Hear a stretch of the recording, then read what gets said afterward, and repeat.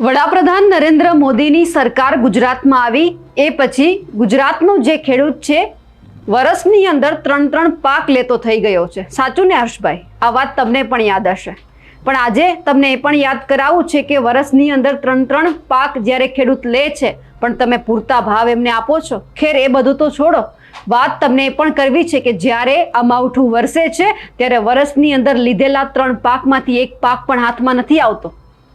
આજે તમને ખબર પડી હશે કે જ્યારે તમે ખેતરમાં ગયા હશો તમને અહેસાસ થયો હશે કે ખેડૂતો શા માટે ભાજપ સરકારની ઉપર રાડો પાડે છે, એમની પાસે કેમ સહાય માંગે છે। આજે જ્યારે તમે હાથમાં એ પાક લીધો હશે, ખેતરમાં તમે તમારા પગ પલાળ્યા હશે, ત્યારે તમને ખબર પડી હશે કે ખેતર કઈ રીતે મહેનત કરે છે અને કેમ તમારી આગળ હાથ જોડે છે। નમસ્કાર, આપ જોઈ રહ્યા છો નિર્ભય ન્યૂઝ અને હું છું આપની સાથે રિદ્ધિ। ગુજરાતની અંદર ચો તરફ આપણે જોઈ રહ્યા છીએ જગતનો તાત અત્યારે રાતા પાણીએ રડી રહ્યો છે। કેમ? કારણ કે જે રીતે આખા વર્ષ દરમિયાન મહેનત કરી હોય અને પછી જ્યારે પાક લેવાનો સમય આવે, જ્યારે ઘર ભરવાનો સમય આવે, ત્યારે જે પાક એમની આંખોની સામે પાણીની અંદર તણાતો જે ખેડૂત જોવે છે ને, એમનાથી વધારે એ પીડા છે કોઈ નથી સમજી શકતું। ખાલી નેતાઓ ખેતરમાં જાય છે, પગ પલાળે છે, એમનાથી એમને પણ એ ખબર નથી પડતી કે આ ખેડૂત અહીંયા કેટલો લાચાર છે, કેટલો વિચારો બની ગયો છે, કે એમની માથે કેટલું દુઃખ આવ્યું છે। હર્ષભાઈ, તમે જે વાત કરી હતી કે વર્ષની અંદર 3 પાક લેવામાં આવે છે, સાહેબ 3 પાક તો લે છે, પરંતુ જ્યારે અતિવૃષ્ટિ થાય છે, આ રીતે જે માવઠું વરસે છે, એટલે ખેડૂત જ્યારે એક પાક પણ લેવાના ટાઈમમાં નથી રહેતો। કારણ કે જ્યારે એમને પાક લેવાનો સમય આવે છે ત્યારે આ જે કુદરતી આફત આવે છે એટલે એમાં બધો પાક ધોવાઈ જાય છે।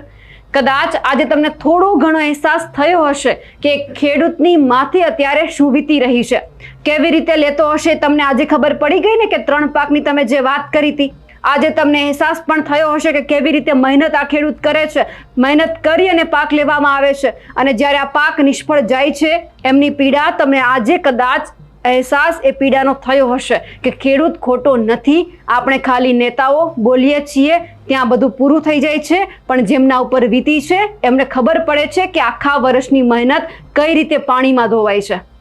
તમે આવ્યા, બહુ સારી વાત છે, ખેતરમાં ગયા, ખેડૂતોને મળ્યા, વાત કરી, સહાયની પણ વાત કરી, પણ સાહેબ બોલવાથી, પગ પલાળવાથી, ખેતરમાં જવાથી કંઈ નથી થતું।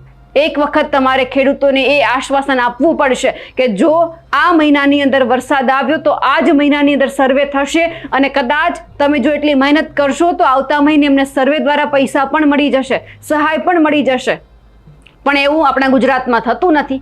આપણા ગુજરાતની અંદર આ વર્ષે વરસાદ આવ્યો હોય તો કેટલા વર્ષો દરમિયાન ખેડૂત લાચાર બની અને સરકારની આગળ એવું કહે છે કે સહાય આપો, સહાય આપો, પણ સહાયના નામે કે પૈસા મળતા નથી। હર્ષભાઈ, કદાચ તમને આ અહેસાસ પણ નહીં હોય કે જે મહિલા તમારી સામે રડી રહી છે, કદાચ એમની વેદના પણ તમે સાંભળજો, સમજજો કે એક પુરુષ તો પોતાની વેદના ઠાલવી શકે છે, ખેડૂત ઠાલવી શકે છે સરકારની સામે ગમે તે બોલીને, પરંતુ જે મહિલા જે પુરુષની સાથે સાથે ખેતરમાં રહીને કામ કરે છે રાત દિવસ, એ પણ જ્યારે આ બધું કામમાં જોતરાય છે ત્યારે એમને કદાચ ખબર હશે કે પરિવારને પણ સંભાળવાનું, ખેતરને પણ સંભાળવાનું, કદાચ એટલા માટે આજે તમારી આગળ હાથ જોડે છે, રડે છે કે અમને સહાય આપજો, કે જેથી કરીને રવિ પાકની અમારે જ્યારે વાવેતર કરવાનું છે તો અમને સમયસર આ પૈસા મળી રહે, તો બીજી એક વખત અમે અમારું ખેતર છે ખેડવા માટે તૈયાર કરી દઈએ।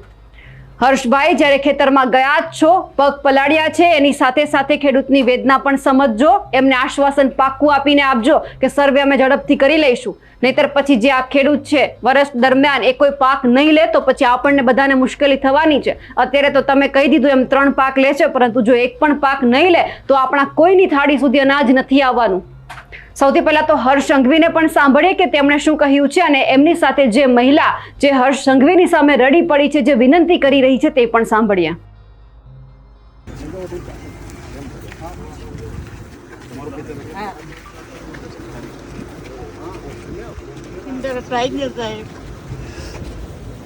સાચી વાત છે, કેટલી મહેનત કરવાની છે।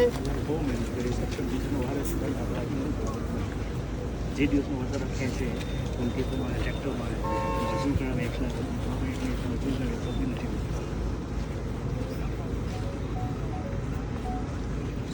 ખર્ચો પેલા કરતા ખેતરમાં હોય ટ્રેક્ટર પાછું। હું આજે સુરત પહોંચતાની સાથે જ વહેલી સવારથી દક્ષિણ ગુજરાતના વિવિધ જિલ્લાઓના ખેડૂતો જોડે મારે મળવાનું થયું છે। આજે મુખ્યમંત્રી શ્રી ભૂપેન્દ્રભાઈ પટેલના અધ્યક્ષ સ્થાને એમને બી આ બેઠક વિડીયો કોન્ફરન્સના માધ્યમથી લઈને ગુજરાતના તમામ ક્ષેત્રના ખેડૂતોને થયેલી નુકસાનીનો ત્યાગ મેળવ્યો છે. જે દિવસે અડધી રાત્રે આ ભારે વરસાદ ચાલુ થયો, વહેલી સવારથી જ મુખ્યમંત્રી શ્રી ભૂપેન્દ્રભાઈ પટેલજી દ્વારા તમામ મંત્રીઓને ફિલ્ડ પર મોકલવામાં આવ્યા.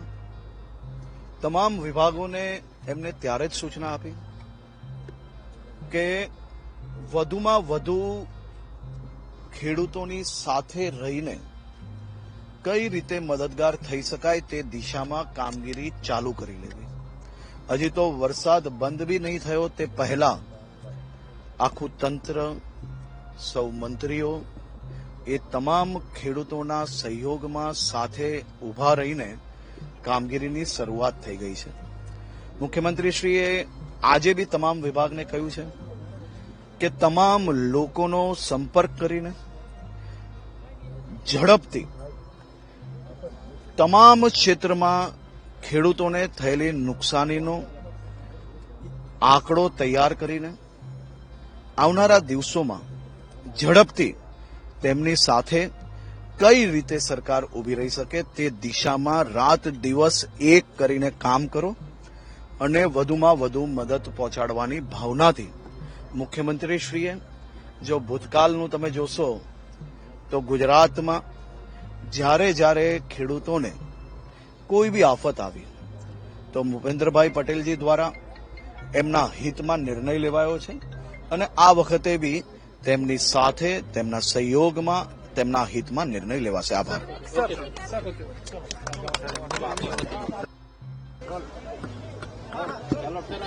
किसानों से मिले हैं, क्या कहना चाहेंगे, क्या आश्वासन दिया गया है? गुजरात में अनटाइमली भारी बारिश के कारण करीबन 250 जितने तालुका में किसानों को भारी नुकसान होने के कारण मुख्यमंत्री जी ने भारी बारिश जब चालू थी तभी सभी मंत्रियों को तात्कालिक अपने अपने क्षेत्र में जाके किसानों के साथ रह के उनकी तकलीफों में सरकार कैसे ज्यादा से ज्यादा सहयोग कर पाए ऐसी सूचना दी थी.